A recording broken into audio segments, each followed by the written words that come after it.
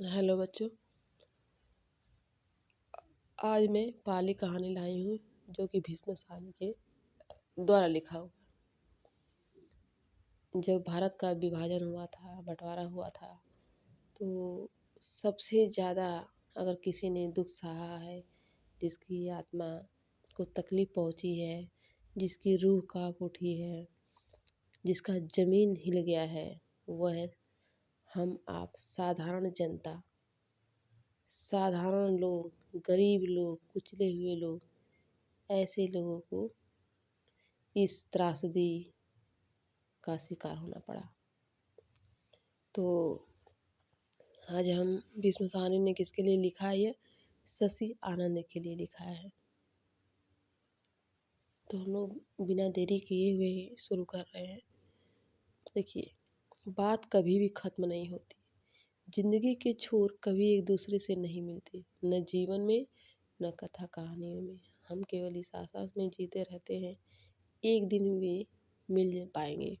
और कभी कभी हमें ऐसा भ्रम होने लगता है कि वे सचमुच मिल गए हैं। मनोहर लाल और उसकी पत्नी को भी एक वक्त ऐसा ही भ्रम हुआ था कि एक बहुत बड़ा संकट टल गया है और ज़िंदगी में जो गुंझल पड़ गया था वो खुल गया है। पर गंझल न तो कथा कहानी में पूरी तरह सुलझ पाते हैं, न जीवन में। एक खुलता है तो दूसरा पड़ने लगता है। कहानी कभी भी ख़त्म नहीं होती। इतनी ही गनीमत है कि ज़िंदगी चलती रहती है, उसकी गति थमती नहीं और हर मोड़ पर वह अपना कोई नया रूप और कोई नया प्रश्न चिन्ह हमारी आँख के सामने प्रस्तुत करती रहती है। मनोहर लाल और उसके परिवार की जिंदगी का एक छोर तो दूर पार के एक कस्बे में उस वक्त रह गया था जब देश का बंटवारा हुआ था, और सैकड़ों लोगों के साथ वे भी अपना बोरिया बिस्तर उठाए शरणार्थियों के काफिले में चलने लगे थे। और उनके कदमों की खाक से सारे माहौल में गुबार सा भर गया था। जिस भांति अलग अलग नदियां अपने अपने प्रवाह में सागर की ओर बढ़ने लगती है, शरणार्थियों के काफिले भी किसी विभाजन रेखा की ओर बढ़ने लगे थे, जो उन्हीं दिनों एक देश को काटकर दो देश बनाने के लिए खींची गई थी।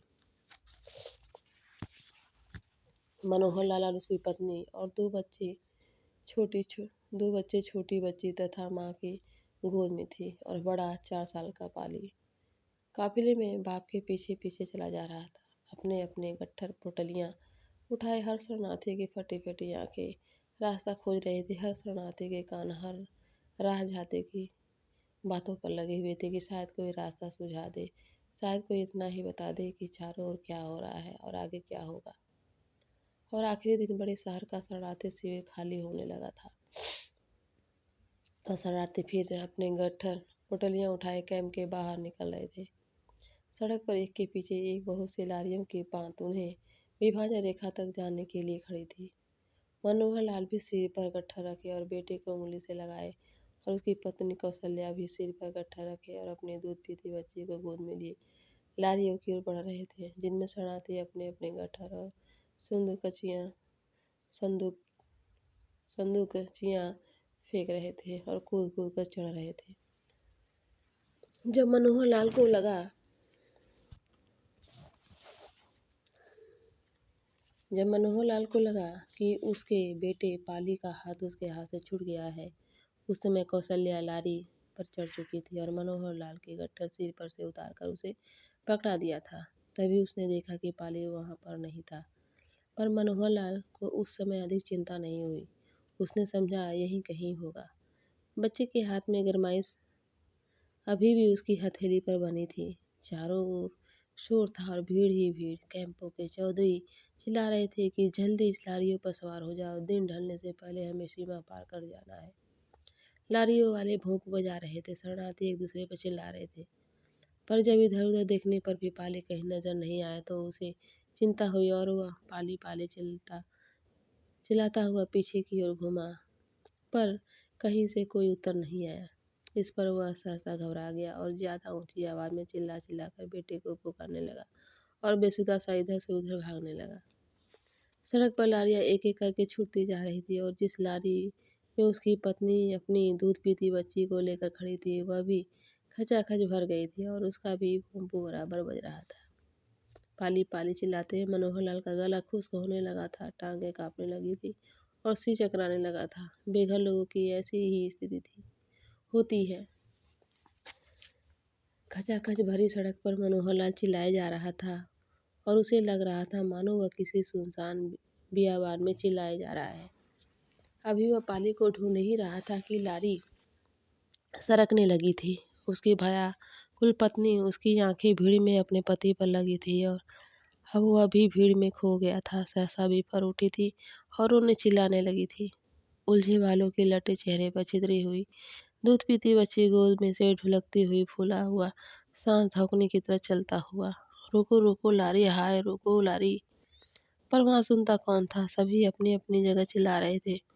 अकेला उसी का परिवार तो घर नहीं छोड़ रहा था। किसी का आधा सामान लारी पर चढ़ाया जा चुका था और खड़खटोले अभी भी सड़क पर पड़े थे। किसी की बुढ़िया माँ लारी पर नहीं चढ़ पा रही थी। धक्के पर धक्का पड़ रहा था।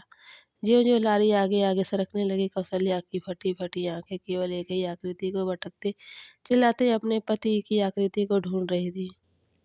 फिर जब कौसल्या दहाड़ मारकर रोई, जैसे कोई पक्षी अपना घोंसला नूच जाने पर चीखता है, तब किसी के कानों में उसकी आवाज़ पड़ी और लारी में किसी और की आवाज़ भी सुनाई दी। लारी रोको, लारी रोको। फिर तो एक और भी चिल्लाया और लारी की गति थम गई। कौन जानता है कि स्थितियाँ निर्णायक होती है या मनुष्य स्वयं निर्णायक होता है या भाग्य निर्णायक होता है। घटनाएं घटती रहती हैं और जीवन की विडंबनाएं उनमें से झांक जाकर हमारा मुंह चिढ़ाती रहती है। कौशल्या ने एक गठरी तो नीचे फेंक भी दी थी और चिल्लाते हुए अपनी गोद की बच्ची को भी सड़क पर खड़े शरणार्थियों के हाथ में देने जा रही थी। तभी इधर से मनोहर लाल भागता हुआ लौट आया था। बेटा उसके साथ में नहीं था। न जाने किन भंवरों ने पाली को ले लिया था। कुछ आवाजें मनोहर लाल को संबोधन कर रही थी। बच्चा यहीं कहीं होगा। लोगों ने हाथ हिला हिलाकर मनोहर लाल को बुलाया। आ जाओ, किसी दूसरी लारी में बैठ गया होगा। तुम आ जाओ। कुछ अन्य आवाजें क्रोध और चिल्लाहट भरी थी। तुम्हारे एक बच्चे की खातिर लाड़ी खड़ी रहेगी। अगर बच्चा खोजना है तो उतरो लारी में से। कई नजरें बदल गई थी। अगर मनोहर लाल भागता हुआ नहीं आता तो क्या मालूम कौशल्या रोती बिलखती लारी में से उतर जाती और अन्य शरणार्थी उसका सामान भी नीचे पटक देते। वे ठीक ही तो कहते थे। क्या उन्हें सूरज डूबने से पहले सीमा पार नहीं कर जाना था। एक बच्चे की खातिर लारी यहाँ खड़ी रहती। शरणार्थियों के अपने दिलों में रहम के सोते सूख चुके थे। यही पाली जब एक बार अपने कस्बे में खो गया था तो सारा कस्बा उसे ढूंढने निकल पड़ा था। और यहाँ कोई बार बार चिल्लाया जा रहा था, उतरो नीचे, बच्चा खोजना है तो नीचे उतरो। पति पत्नी निश्चय नहीं कर पाए कि लारी में से उतर जाएं या उसमें बने रहें। पाली को कोई पता नहीं चला। मनोहर लाल कौशल्या बेसुध से अभी भी आंखें फाड़े सड़क की ओर देखे जा रहे थे। धीरे धीरे शहर पीछे छूट गया। चिल्लाहटें थम गई। केवल कौशल्या अभी भी कुरलाए जा रही थी। फिर पेड़ और खेत और हरियावल भरे मैदान आंखों के सामने आए। शहर की भीड़ों में खोया पाली दूर पड़ता गया। कौशल्या देर तक वे लगती रही और लारियों के काफिले में दिन की खराट पहले पागलों के से क्रंदन में, फिर मौन में, फिर खून सुखाने वाले अवसाद में बदलती गई। हिचकोले खाती लारियों का काफिला आगे बढ़ने लगा। धीरे धीरे जब आसमान में से साए उतरने लगे और कहीं कहीं पर इक्का दुक्का तारे टिमटिमाने लगे तो धुंधलाते अबूझ आकाश के नीचे मनोहर लाल अपनी पत्नी को ढांढस बांधाने लगा। मिल जाएगा, यहीं कहीं पर होगा। वह कहीं लोभ तो नहीं हो सकता ना। किसी मेहरबान ने जरूर उसे किसी दूसरे लारी में बैठा दिया होगा।